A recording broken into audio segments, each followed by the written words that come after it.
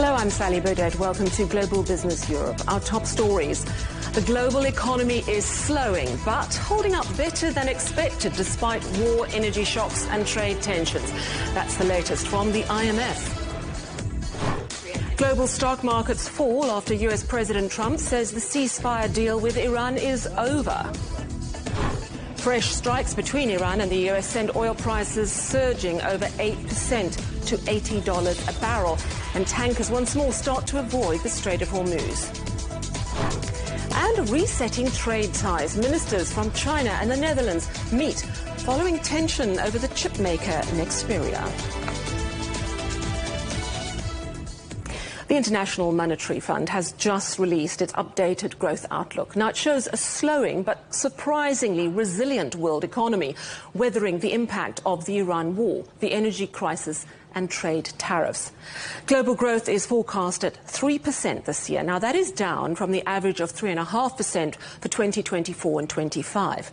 But by 2027, global growth is expected to bounce back to around 3.4%.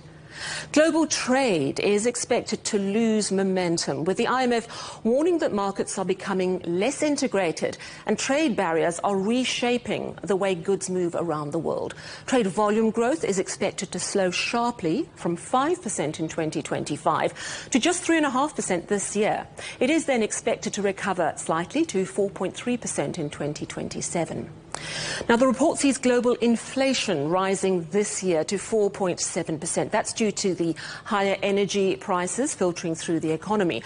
By 2027, it should ease to 3.9%. The International Monetary Fund says the biggest risk to growth, trade and inflation is Middle East volatility. Well, Denise Egan is lead author of the World Economic Outlook Update, and she joins us now. And thank you so much for your time and for this report. We know now of these renewed attacks between Iran and the USA. Donald Trump says the ceasefire deal is over. So can we still rely on the forecast in your outlook? Thank you for having me. So in our forecast, we have a baseline assumption on commodity prices, and the price we're assuming for oil is actually $89 on average for 2026. Per barrel. So given that we are now in the neighborhood of 80 or so, we actually have a quite conservative baseline, and predicated on the assumption that the ceasefire would hold and normalization would start in middle of July, but would be only complete by March 2027. 3% global growth predicted. Do you think the world has actually weathered the shock of various crises quite well? We would think so. From the Middle East war basically was expected to propagate into the global economy through higher commodity prices, through tighter financial conditions, and possibly a de-anchoring of inflation expectations. And we have not seen as high commodity prices as one would fear, given the closure of the Strait of Hormuz. And part of the reason for that is, of course, the release of strategic reserves and commercial inventories, which limited to the amount of adjustment that oil consumption and production need to do, given the muted increase in prices. And on inflation expectations, we have seen some movement in near-term inflation expectations, but medium-term expectations, broadly speaking, in many countries remained relatively well anchored. And last but not least, on financial conditions, we have seen some tightening in mid-April. But since then, actually, we have seen quite a bit of easing. So all those supported the activity that we have seen. For countries that seem to be weathering the storm quite well, I mean, if we look at the countries that have exceeded the growth baseline that you expect for this year, countries India, China, Nigeria among them, are there specific lessons that we can draw from those nations, particularly as we are still in uncertain times? Absolutely. So the two big forces shaping the outlook and recent developments One is the shock itself, of course, but the other one is the upturn in the global technology cycle that we're seeing very strong demand for AI-related hardware. And the examples that we can see is there are the first shock, the oil shock, and the war is affecting energy importers and exporters in different directions. So Nigeria, for example, is benefiting from favorable terms of trade effects. And on the other side, we do have energy importers possibly being affected negatively from the war shock. But if they are already plugged into the global technology supply chain well enough, they have that strong offset coming from the upturn in the technology cycle. Example of that is Korea, which is an energy importer and actually quite dependent on the middle production, but still the very strong demand for exports for semiconductors was to offset the negative impact of the war. All right, thank you so much for your time. Denise Egan, lead author of the World Economic Outlook update. Well, those fresh tensions in the Middle East are rattling global markets. Wall Street opened lower, and the price of crude oil rose as much as 8% in the wake of these recent attacks. Our correspondent Mitch McCann joins us from New York. Hello, Mitch. So how are markets coping in the wake of these attacks? Yeah, hi, Sally from New York. Look, the short answer is that investors are not enthusiastic about the latest developments. When you consider how the markets are performing on this Wednesday, the Dow Jones Industrial Average is down around 700 points or 1.3%. The S&P 500 down 0.7%, and the Nasdaq is down as well, 0.6%. So those indexes are lower, I would say, but they haven't fallen at the same rate as we've seen during other occasions where the conflict has flared up again in the Middle East. Predictably, travel stocks are down this afternoon. Delta Airlines is down 3.2%. American Airlines down more than 5.7%. Big losses there. And United Airlines down as well, 3.75%. That's largely because oil prices, as you mentioned, are surging. A short time ago, I had a look and they were around $80 US a barrel for Brent crude. In recent days, that was around $72. So that really has jumped in the last 24 hours. Energy stocks are moving in the other direction. ConocoPhillips is up 2.39% today, and Chevron also up 2.11%. Now, we're also keeping a close eye in the US today on the Fed's June policy meeting minutes, which are due out this afternoon, which may shed more light on the governor's positioning amid calls for a rate hike. Now, Kevin Walsh talked about a family fight among governors, meaning a robust discussion at their last meeting. So perhaps we'll see more evidence of that later today when those policy minutes are released. It's going to be an interesting one. And Mitch, talk to us how tech stocks are doing after Tuesday's sell-off. Yeah, well, yesterday we saw that Samsung, despite recording a large quarterly profit, failed to meet some of Wall Street's high expectations, and this led to investors selling off memory chip-related stocks, and we've seen the continuation of that really on the markets today. SanDisk, which designs memory products, is down 1%. Micron is down 2.49%, and Advanced Micro Devices, which we commonly call AMD, it's down 3.16% today. So that sell-off is continuing. Among the Mag 7 companies, Tesla is leading the losses today. It's down 2.7%, but the majority of those major tech stocks that we often talk about are down as well. So investors, as I say, not enthused by the latest developments that we've seen following the president's speeches out of Turkey. All right, thank you so much for that update. That's Mitch McCann coming to us live from New York. Well, President Trump says he will see what happens with the European Union, hours after ordering an immediate halt to all trade with Spain. He, of course, is angry about the country's refusal to meet NATO defence spending targets. He's called the country a terrible partner. Let's speak now to our correspondent, Ken Brown, who's in Madrid. Ken, has Spain responded at all to what Donald Trump is saying?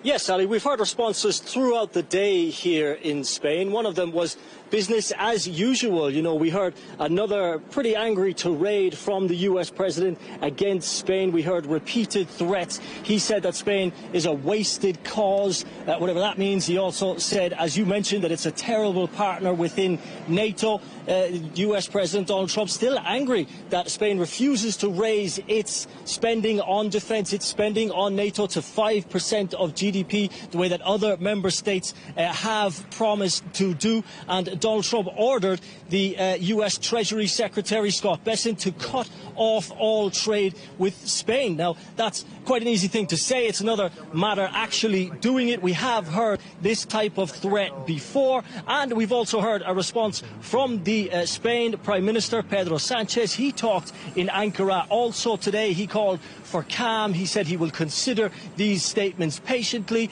and he also said that Spain and the US have a magnificent relationship and that this government is going to do all it can to make sure that that doesn't change.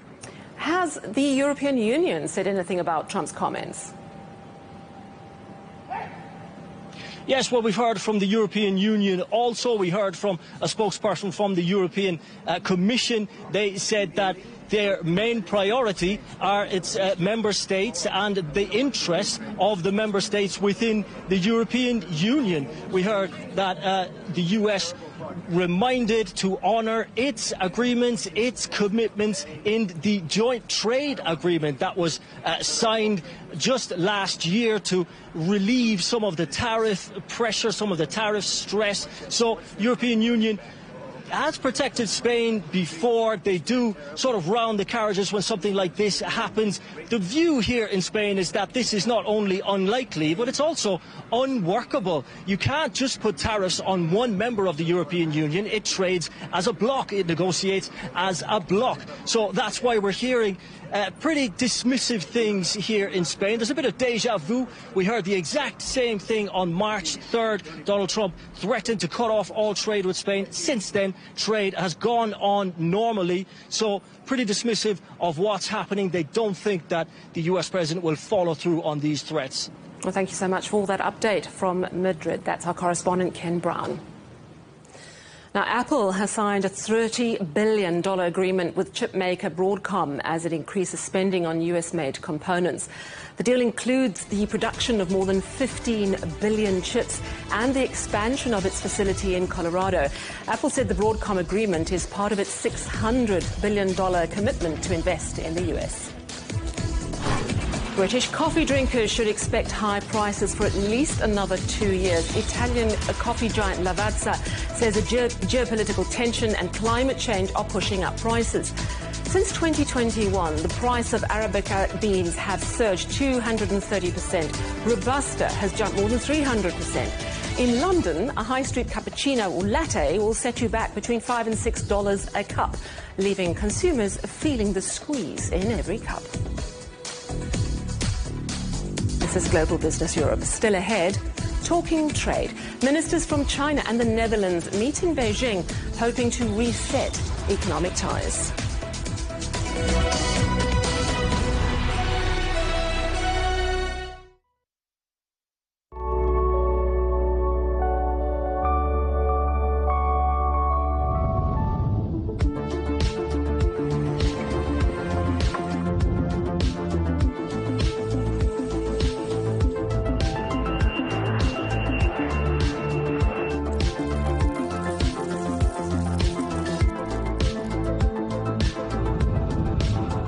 Everything is a business story.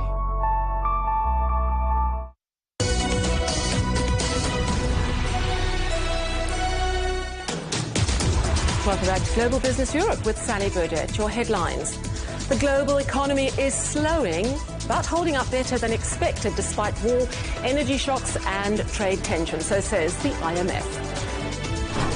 Global stock markets fall after US President Trump says the ceasefire deal with Iran is over. Fresh strikes between Iran and the US send oil prices surging over 8% to $80 a barrel, and tankers start to avoid the Strait of Hormuz again. China has urged the Netherlands to maintain the stability of semiconductor supply chains. Chinese Commerce Minister has met the Dutch officials amid tensions over the future of Chinese-owned Dutch chipmaker Nexperia. The Dutch Trade Minister said he was willing to work with China to maintain a transparent and stable business environment. Now, Arte Oostra is a former Dutch ambassador to China. He's been speaking to my colleague Li Jinhua.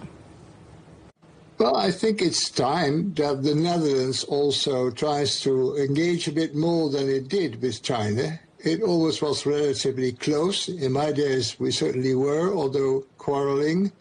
But now there has been a quarrel. Both sides are pragmatic. China always strikes me as being pragmatic, a bit dogmatic at first. But then later on, after having killed the cat to scare the monkeys, I usually said, they become as pragmatic as possible. And so it's very good that at this time this visit take place. Yeah, as I said, China is rather pragmatic. And as a former Dutch ambassador to China, from your perspective, what do you think China's main objectives will be during those meetings with the Dutch delegation? We see a big business delegation this time. I hope very much on the horizon, at the close horizon, is the improvement of trade possibilities. You will realize that the Netherlands were a substantial trade partner, very much also the entrance to Europe for a long time. But the difficulty always has been that there's a huge trade gap between the two countries. There's almost, let's say, a persistent and structural deficit in our trade balance, and nothing seems possible, apparently, to diminish that. And as soon as we can find willingness on the Chinese side also to do something about that, that would be helpful. But do you think we are expecting anything concrete for them to reduce the trade deficit? That basically is a matter between China and the European Union as such, because the European Union is the body responsible for European trade policy. But all the helps that bilaterally can be mobilized are helpful. And I think we also can, as we are a big importer and we used to be a substantial investor in China, we can try to fathom and to find out where the difficulties are and what we can do to diminish them. Ambassador, we do see some trade tensions between China and the Netherlands, and the visit also comes at a time of growing strategic competition between the United States and China. So it's very much of a balancing act for the Netherlands, isn't it? Yeah.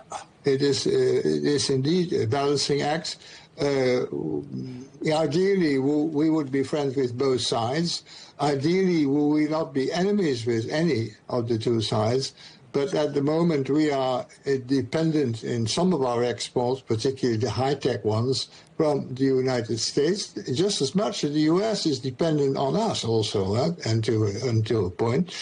And the difficulty is that we cannot bilaterally solve that difficulty between China and the U.S. We have to sail the cliffs that are in between and try to sail them in the best way we can. Well, let's stay with this topic. China is a major customer at the port of Rotterdam. Huge volumes of Chinese goods move through Europe's biggest port on a regular basis. But as Sarah Coates reports, the balance of trade is changing. Here, at the port of Rotterdam, trade with China is easy to see. Ships arrive, containers are unloaded, trucks line up, and then goods are moved on. This is the key trading gateway into Europe. And for the Netherlands itself, trade with China is the heartbeat of the economy.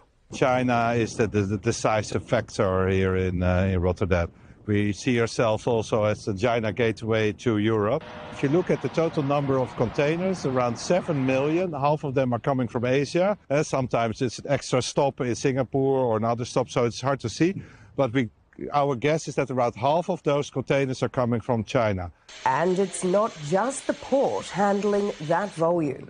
Logistics companies deal with the goods after they arrive, storing, repacking, and then preparing for delivery. We handle around 20,000 boxes a year from China at the moment. But it's the flow of goods that's changing. More products are arriving from Asia, while exports to China have fallen from previous years, meaning more containers coming in and less going out. It's a structural change that China is now changing its market from the labor-intensive market to a more highly skilled products that they're producing and looking at the other markets. And then still the European market is one of the most attractive markets for China because we are still quite rich here. I do hope that the European producers are leveling up and meeting also these new standards at China so that we get a fair competition and also more balance again in the import and export. And this imbalance impacts shipping, where they're going and how quickly trade patterns can shift. So what is happening here shows just how closely Europe and Beijing are connected through trade. China is a major supplier of everyday goods and an extremely important market for European companies. Every product I have, from my cutlery to my plate to the food which is on my plate, a lot of it, I think 60-70% comes from China. It's the factory of the world, and I think it's something you can't ignore. For Rotterdam, China remains a central part of business, but as patterns change, Europe is watching very closely as to how that relationship develops. Sarah Coates, CGTN, the Port of Rotterdam. As we reported earlier, the IMF is predicting that global growth will slow this year to 3%. Middle East volatility remains the biggest threat to economic recovery. However, vital lessons are being learnt about supply chain security and self-reliance. Our correspondent Peter Oliver reports from Germany's industrial heartland. For manufacturers around the world, the reopening of the Strait of Hormuz doesn't mean business immediately returns to normal. Shipping delays, higher freight costs and disrupted logistics can continue to affect industries weeks after vessels start moving again. One sector feeling those knock-on effects is metal recycling. We use 100% obsolete scrap. We feed it into a shredder, we break it, we sort it, and then we analyze every single piece. And in the end, we get a very, very clean recycling product that can be used then again in high-quality flat steel making processes. At this facility in Germany's industrial heartland, discarded metal is transformed into high-quality raw materials for steel makers. And it's not just old buildings or machinery. Almost anything made of metal can begin the process again. How we look at a so-called ELV, at an end-of-life vehicle, we look at it as a rolling mine. It looks like garbage, but it's actually one of Europe's most valuable resources. Here at TSR, discarded waste metal is shredded, sorted, and then sent for the next step of its journey. Less than 2 minutes later, it emerges from the other side of the facility, ready to enter back into the supply chains and start a new life as perhaps a car, a bus, a bridge, or anything else. But perhaps equally as important, every ton of raw materials recovered here decreases the amount we need to mine elsewhere in the world. Those materials don't just stay in Germany. While the scrap is sourced locally, the finished recycled metals become part of international supply chains, supplying manufacturers across Europe and beyond. Once those supply chains, those streams of goods are disrupted, of course, you have to turn to something that you have available right in front of your doorstep. Recycled products are much less vulnerable to those supply chain disruptions. In terms of resilience, recycling makes an awful lot of sense. Industry leaders say that doesn't reduce the importance of global trade. Instead, recent disruption has reinforced the need for resilient supply chains that combine international commerce with greater use of recycled raw materials. When global supply chains become fragile, every recycled ton produced in Europe becomes even more valuable. But resilience is not built by closing markets. It's built by keeping supply chains open, flexible and connected. Europe's recycling industry believes the lesson extends well beyond one maritime choke point. The stronger the global supply chain, the better. But when disruption strikes, making better use of the raw materials already in circulation can help keep industry moving. Peter Oliver, CGTN, Duisburg, Germany. The headlines again. The global economy is slowing, but holding up better than expected despite war, energy shocks and trade tensions. That's the message from the IMF. Global stock markets fall after US President Trump says the ceasefire deal with Iran is over. Fresh strikes between Iran and the US send oil prices surging over 8% to $80 a barrel, and tankers start to avoid the Strait of Hormuz once more.